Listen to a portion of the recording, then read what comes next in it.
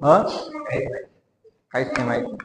नाही माहित तुला पुढं.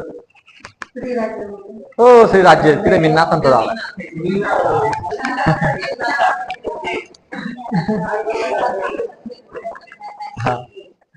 अडबंगनाथांचा जन्म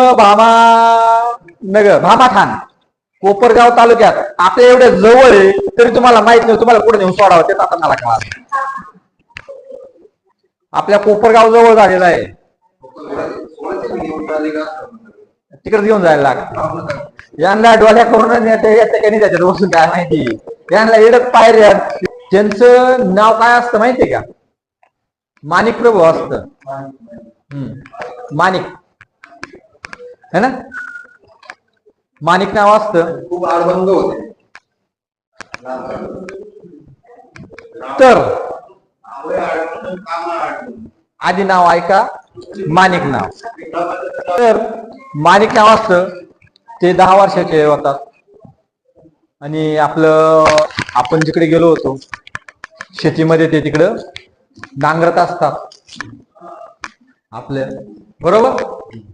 तर नांगरत असतात म्हणजे शेती करत असतात. तर दुपार होते आणि त्यांना भूक लागते आणि ते जेवण करण्यासाठी बसतात. आपली न्यारी खोलतात शेतामध्ये.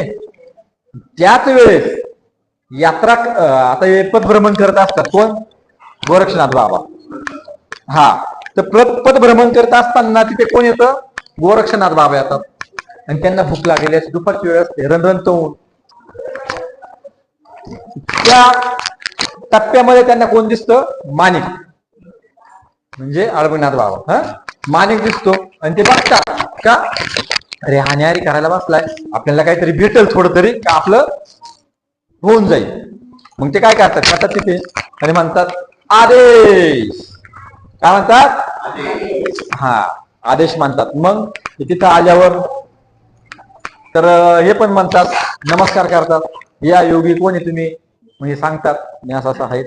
तर गोरक्षनाथ मला भूक लागली, मला काही भेटेल का खायला? ते म्हणतात मग या बसा, आहे माझ्याकडे, आपण दोघेही खाऊ. मग बसतात. दोघांचं जेवण होतं आणि गोरक्षनाथ बाबा तृप्त होतात. जेवण पाणी देतात, पाणी पितात, ढेकर देतात. म्हणजे माझं तर जेवण झालं, मस्त जेवण झालं है ना. त्यावेळेस गोरक्षनाथ बाबांना वाटलं अरे याने आपल्याला त्याचं जेवण आपल्याला दिलं, एवढं रणंत होऊन आणि याला आपण काहीतरी दिलं पाहिजे.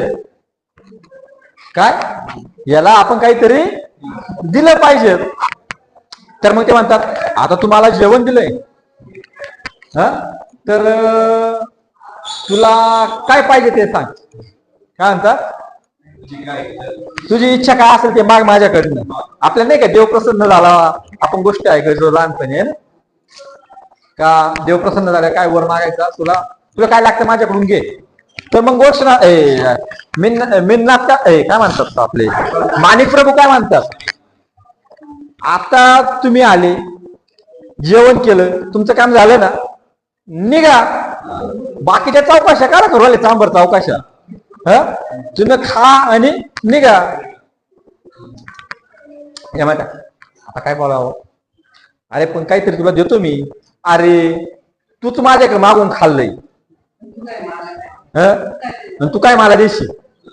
म्हणजे उलटे उत्तर द्यायचा. गोरक्षनाथ जे बोलायचं त्याच्या उलटे उत्तर द्यायचं.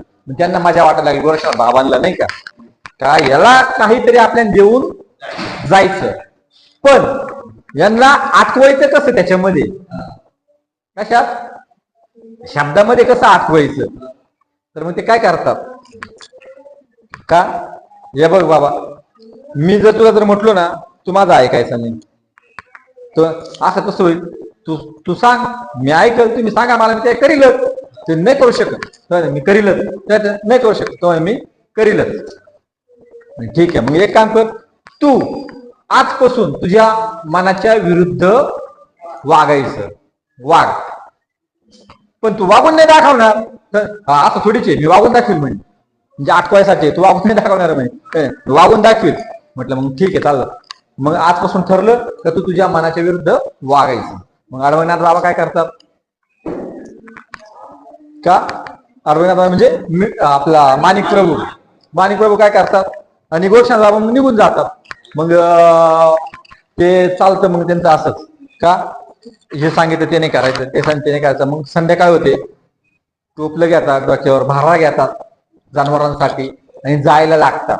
पण त्यांना गोरक्षनाथांचा शब्द आठवतो, काय का मनाच्या विरुद्ध वागायचं, आपण घरी जायचं नाही. ते असं डोक्यावर ते असं असाच पाय तशीच उभे राहतात. म्हणजे काहीच करायचं नाही, खायचं नाही, काही नाही, जेवायचं म्हटलं जेवण नाही, मग ते तसेच उभे राहतात. असे भरपूर वर्ष निघून जायला लागतात त्यामध्ये.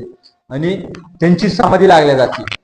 समाधी अशी लागते का ते हवा पाण्यावर जगायला लागतात. कशावर? हवा पाण्यावर.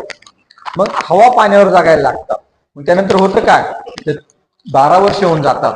त्यांचं जे सांगितलेलं असतं ते चालू असतं, नामजप चालू असतो त्यांचा, माणिक प्रभूंचा. मग तिकडनं परत चौरंगीनाथ, मच्छिंद्रनाथ बाबा आणि गोरक्षनाथ बाबांची स्वारी परत तिकडनं येत राहते. तर त्या गावात त्यांनी यांना आठवण होती वर्ष बाबांना, अरे इथे एक आवली आहे. मग ते मच्छिंद्रनाथ बाबा काय म्हणतात, चला मी तुम्हाला एक आवली आहे दाखवतो, तो इथे आहे का, मी त्याला मला भेटला होता असं असं, तो उलटच उत्तर देतो नाही का. मग मच्छिंद्रनाथ चल दाखव. मग हे आता त्या शेताकडं. तर गोरक्षनाथ बाबा बघून अचंबित होतात, अरे हे काय अजून हा तसाच आहे, काय बोलायचं याला. पूर्ण वारूळ लागलेलं असतं, अंग मास हाड पार दिसायला लागलेले असतात, पूर्ण डोळ्यामध्ये जसं कसं एखादा पुतळा एकदम ते आपण म्हणतो ना हाड मासाचा पुतळा, त्या प्रकारे तो तयार होतो. तर पुढे होतं काय, मग मच्छिंद्रनाथ बाबा गोरक्षनाथ बाबा मच्छिंद्रनाथ बाबा मी जातो त्याला सांगतो का आता बाद झालं. मच्छिंद्रनाथ बाबा झाला, बाबा रे आता पुरे झालं तुझं तप, आता तू हे सोडून दे.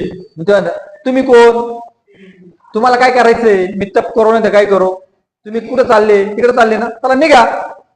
म्हणजे उलट उत्तर. मच्छिंद्रनाथांना सुद्धा मजा वाटते नाही का उत्तर. मग ते प्रश्न विचार हे विचार ते उलटेच उत्तर. मग ते मच्छिंद्रनाथ बाबा गोरक्षनाथ बाबा घ्यायला सांगतात, बाबा रे हे काय माझ्या खेळ जमानात तूच जाय बाबा. मग हे काय करतात गोरक्षनाथ बाबा, आता मला काहीतरी करायला लागेल. गोरक्षनाथ बाबा यांच्या जवळ जातात. मग यांना उत्तर परत उलटे उत्तर. आता करायचं काय, परत आठवायचं कसं काय. ते म्हणतात हे बाबा रे एवढे उत्तर देतोय ना चांगले चांगले, एक काम कर तू माझा गुरु होतो का. कोण म्हणतं, गोरक्षनाथ बाबा त्यांना काय म्हणतात माणिक प्रभूला, हे बाबा तू खूप छान उत्तर देतो, एक काम कर तू माझा गुरु आहे ना. मग हे काय म्हणतं उलट, मी कशाला तुझा गुरु, तूच माझा गुरु होय. मग गोरक्षनाथाला तेच पाहिजेच होतं, काय का तूच माझा गुरु होय. मग ते लगेच त्याच्या डोक्यावर हात ठेवतात आणि मंत्रोच्चार करून त्यांना लगेच अनुग्रह देऊन टाकतात. अनुग्रह दिल्यावर आणि मग ते लगेच आणि आपले मंत्रास्त्र योजून त्यांना पूर्ववत करतात सर्व. आणि त्यावेळेस मग ते पाया पडतात. माणिक प्रभू कोणाच्या पाया पडतात, गोरक्षनाथाच्या. हे उलटे पालटे उत्तर देतात, त्याच्यामुळे त्यांचं नाव काय पडलं, अडभंगनाथ. हे मच्छिंद्रनाथ बाबा म्हणे, अरे हा काय आडभंगावानी मला उत्तर देऊ राहिलाय, तूच पाय बाबा जाय. म्हणून त्यांचं नाव काय पडलं, अडभंगनाथ. अशा प्रकारची त्यांची कथा आहे. आदेश अलट निरंजन, अलट निरंजन. ओम नमो आदेश गुरु को.